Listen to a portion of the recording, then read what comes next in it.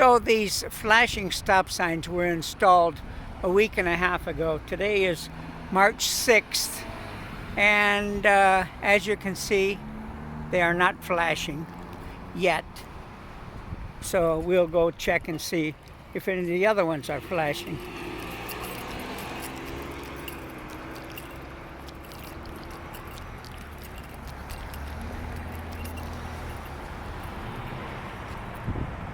This one is charged for a week and a half also.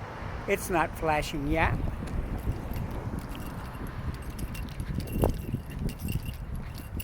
And as you can see, the solar panel is aimed directly into the sun. And this one has not started flashing yet. And we have one more to check. But there's cars going by.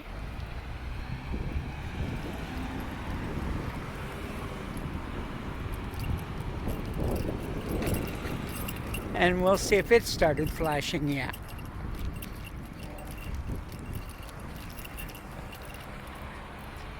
And it hasn't started flashing yet either.